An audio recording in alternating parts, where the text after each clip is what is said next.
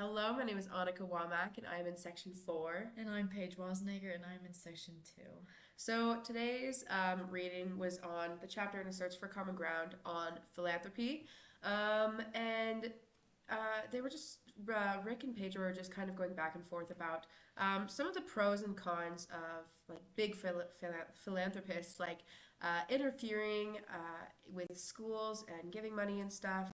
Um, and Pedro, something that Rick said about Pedro was he was very concerned about the anti-democratic nature of big philanthropy, and so that's kind of what Pedro is arguing is that it's not democratic, and these big companies shouldn't be controlling our politics. And I feel like Rick was kind of like, okay, yeah, but also I'd rather have rich people be supporting these schools than buying new cars. And at the end of the day, Rick just said that he appreciates the act of these philanthropists just giving.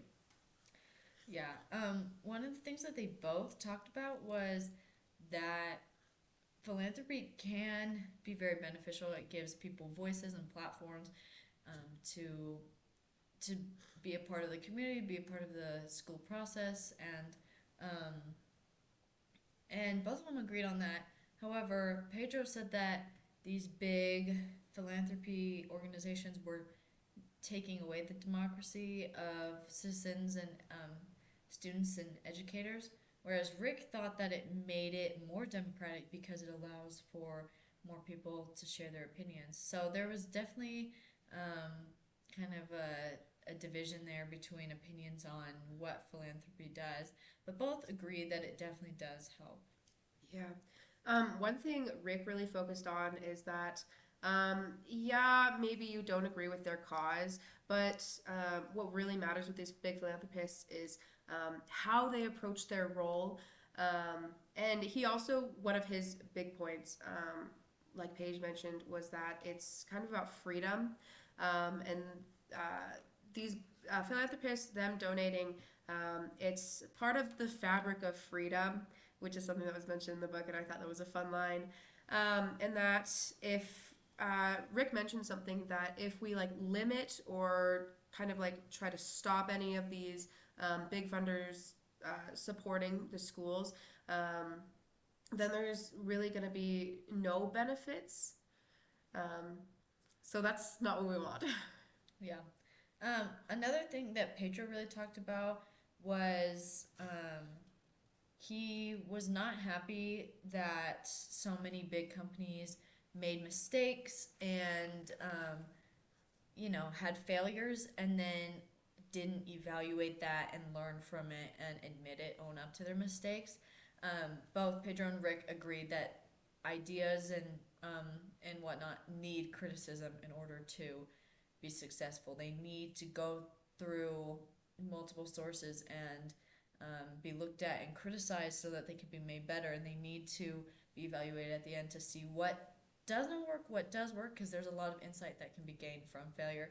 And so Pedro definitely expressed a lot of frustration by the fact that companies lack this evaluation step, but that if they did take more initiative and responsibility, that it would ultimately make a lot of these educational programs better. Yeah. So another thing that Rick points out is that um, some of these philanthropist funded things have turned out amazing. Like he mentioned, Sesame Street, a push for social emotional learning. Um, and he asked the question, like, would we be better off without these things? And he also gives some other things. And I think that's a neat thing to think about. Like, even if we don't agree with everything, um, like they still bring some amazing things to the table. And another thing I think Rick mentions is that um, one thing that Rick really emphasized is that when people are okay with the thing that these big funders are funding, that they tend to be okay with it. And but if they don't agree with it, they're like, oh, we don't want these big funders to be funding anything. But as soon as they agree with the cause, they're like all in, all for it. So within the classroom, I think although the idea of philanthropy is not necessarily like a classroom setting type thing.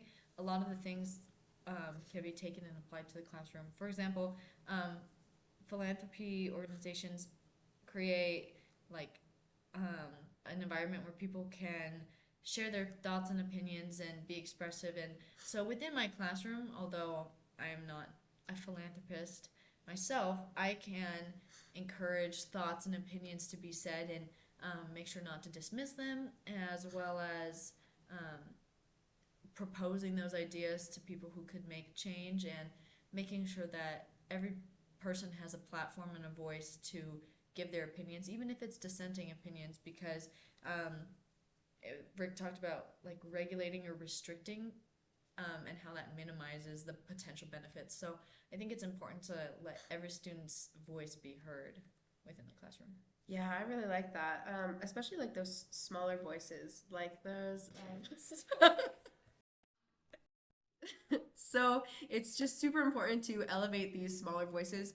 So something Rick points out is that a lot of funding isn't just from these big philanthropists. There's a whole bunch of smaller supporters, and so I think recognizing the what may seem like a small supporter in our classroom, like that is so important because every single voice is necessary and beneficial to any conversations we might be having. I think it's also important, not just in our own classrooms, but also within our own school districts, to make sure that these people with the big voices are not the only people who are being listened to, and that we are listening to the needs and desires and the wants of everyone who is involved in these schools and in our classrooms. One last thing that I think I could implement is both of them talked about how ideas need criticism, and so I think it's important to encourage students to not take criticism as like a flaw on their character or calling them stupid or anything. Like criticism can really help ideas and things become better. And so even as a teacher, if I get criticism, I don't want to be defensive about it. I want to be able to take that and improve from it. And so I think that that's something that both me and the students can learn from. Yeah, I think one last important thing is that something that Pedro mentioned with the Common Core standards, something positive that was brought in was exposing these students to high academic standards. And it started out, just exposing them. They didn't throw all of this information on these students. And I think that's really important is to, kind of expose these things in small chunks so that our students can start to grasp the material better. Than if we just kind of throw all the material, we say, read this right now, and no, you read a couple pages each day. Reading this section and a lot of the other sections in this book makes me wonder, like, if Pedro and Rick are actually friends, because they seem to disagree on a lot of things, or feels like Rick tries to agree and Pedro is like, I'm offended. So that felt like a lot of this reading, and so I didn't like it as much because they claim to be friends and be having these diplomatic conversations, but it doesn't feel as diplomatic as it could be. And I don't feel like they address all the things that each other bring up, but I still thought it was an interesting thing to consider as a topic. I also think that I feel like Pedro brought this in. He's like, this is an issue we need to talk about. This is super important. And Rick's like, well, I feel like it's not like crazy important, crazy influential, but I mean, like what has been brought in is the majority of it is good. So I mean, overall, I agree with Rick and some of the stuff he said. Just kind of about the positive things that philanthropists have brought in. Yeah. Thanks See you next for week. watching.